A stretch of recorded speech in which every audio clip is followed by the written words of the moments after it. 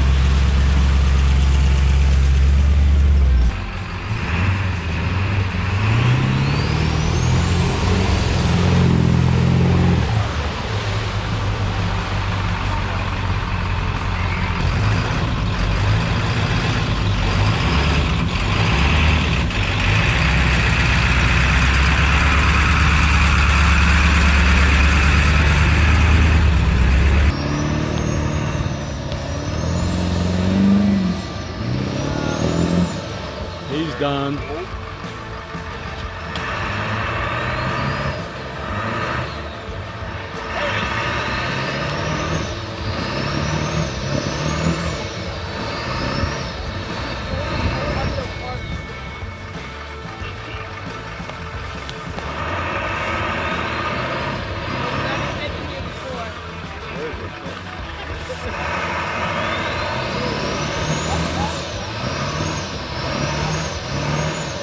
He's scared now.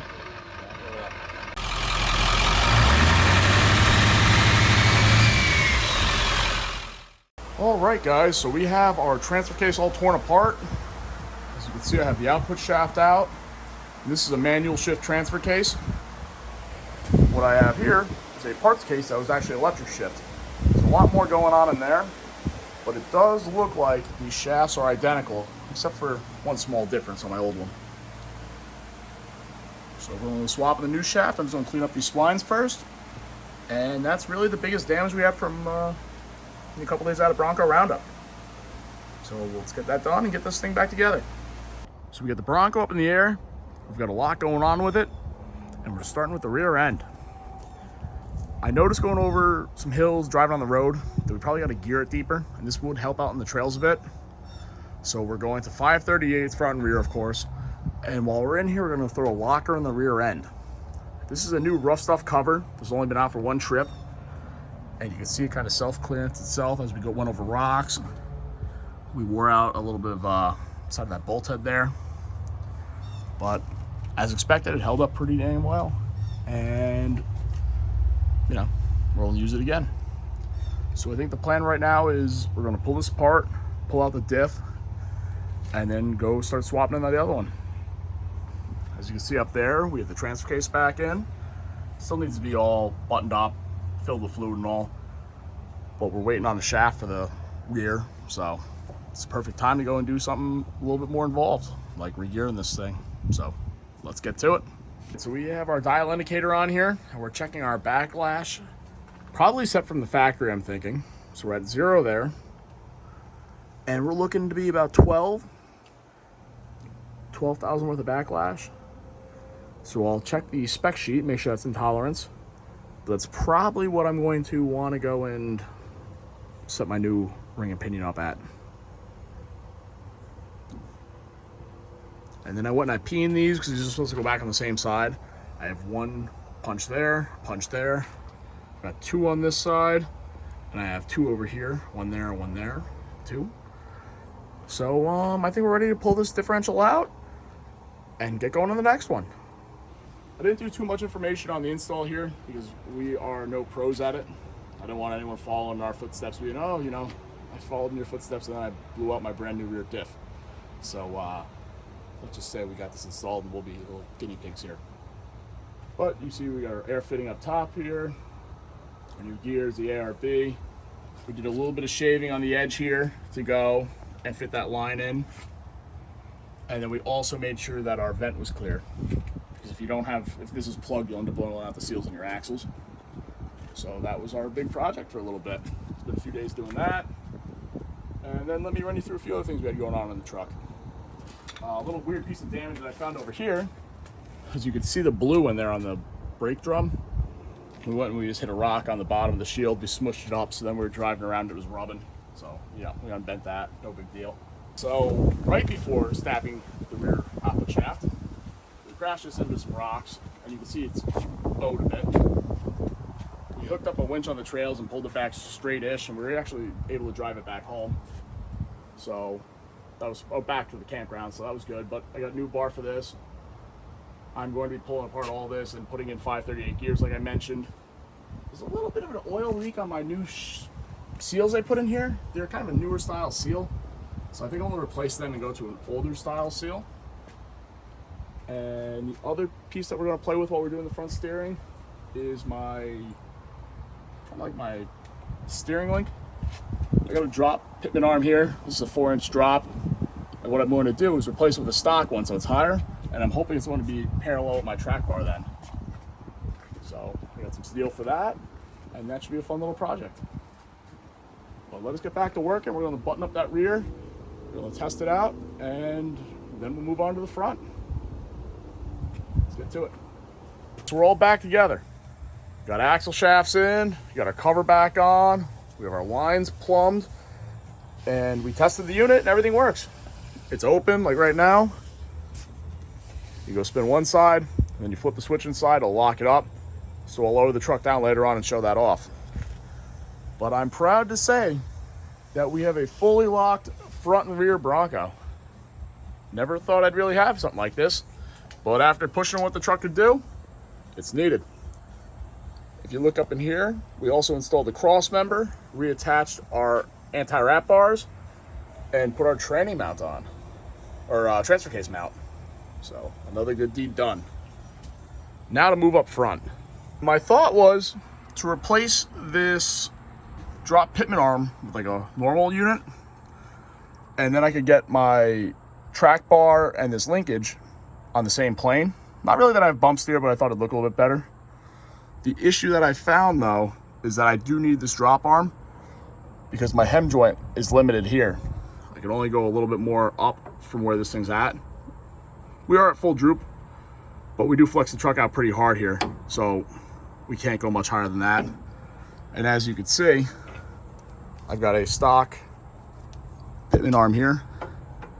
It's so much higher up that I need that 4 inches of drop. So for the time being, I think this top bar is going to stay. It's all right though. Now I got a little bit of spare DOM, but I do have some things I want to do to this while it's down. I went to Rough Stuff, where I've been getting all these parts and pieces from. And I have some oil or lube to put in here, keep these nice and smooth. And also then I got these rubber boots that go over the top. So while it's off, I'll put that on, and then we'll get this back together. We'll do that arm, or that hem joint, and then we'll start pulling apart this front. So you want to put it in right below the little knurling there. And maybe a little deeper. And I was able to go right over that and then twist it around and right on top. Then you just back these out, a little twisty, and then I'll go around to the bottom and I'll open this up to get it over the misalignment on the bottom.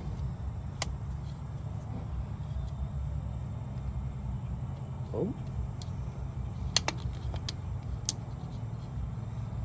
With the misalignment in, it takes a little bit more practice, but all right. Sweet. So that's that. On the list of things needed to be fixed after Bronco Roundup, was our front cross steering piece. This was 1.5 DOM, 1/4 inch wall, and we ended up doing a little bit of damage to the old one. We ran it into a big rock, and as you can see, it's a little not straight. And that's after we straightened it back out with the winch.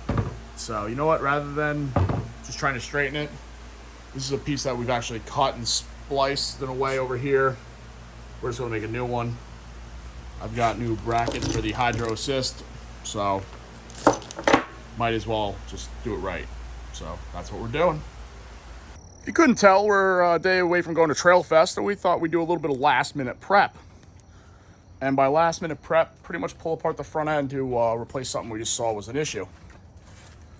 So there's our centering pin for our leaf spring, and you can see it's a bit wallowed out. Luckily, like any normal person, I keep a spare Dana 60 on hand just for such an occasion. I had Ben cut this off. As you can see, the hole looks good. We're going to get the plasma cutter out, cut that out, weld this one in, strap it back together, and then we're ready to go. So, should be pretty quick and easy, hopefully, and we'll get that going. Other than that, we are fully locked front and rear, 538s, new drive shaft in the rear from High Angle Drivelines. And I've been driving this thing a bit on the streets. We've got about, I don't know, 2-3 hours of street driving on it, and it drives pretty good. Maybe a little bit with the tunes to play with, but other than that, I'm pretty impressed. Let's get this thing welded in. Yeah.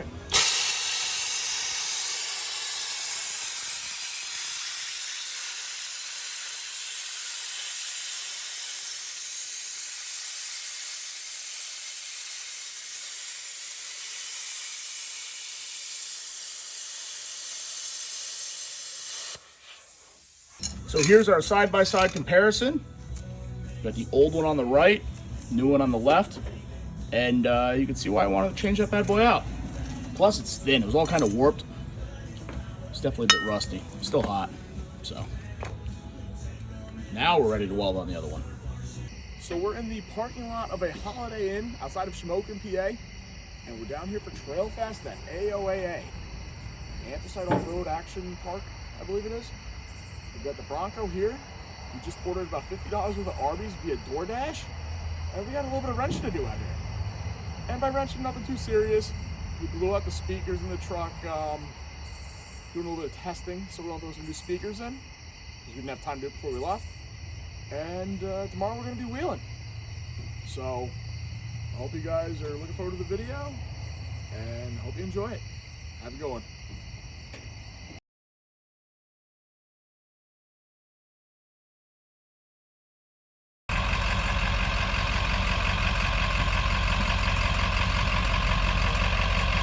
All right, you're gonna go up and then down, straight.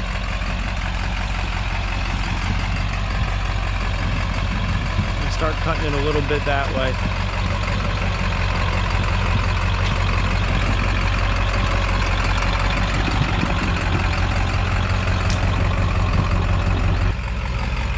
There you go. Follow through.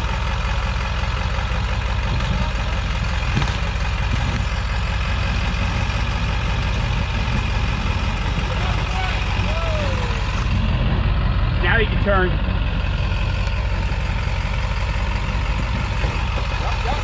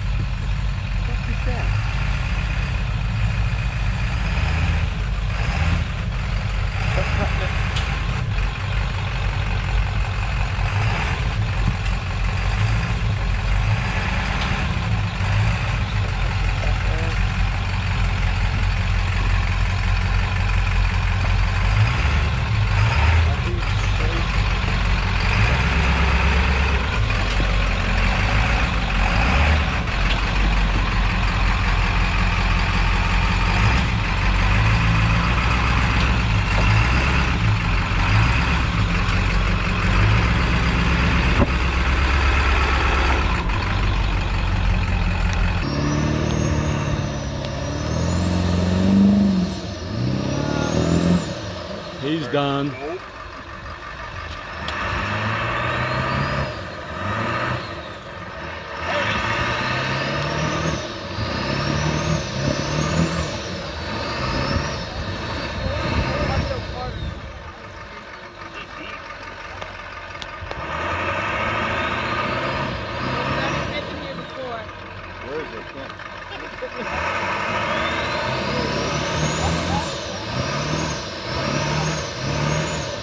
He's scared now. Keep going. Keep going. Come on. Come on. There it is. Are you going forward? Deeper than me. There you go. Oh, you got it. You got it.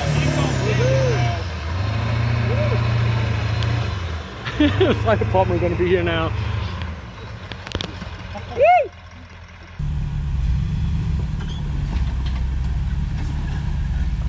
Alright, so straighten it out a little bit. This thing's out of balance now without your mother in it. You're the one who's going to roll it. Watch out for that trick.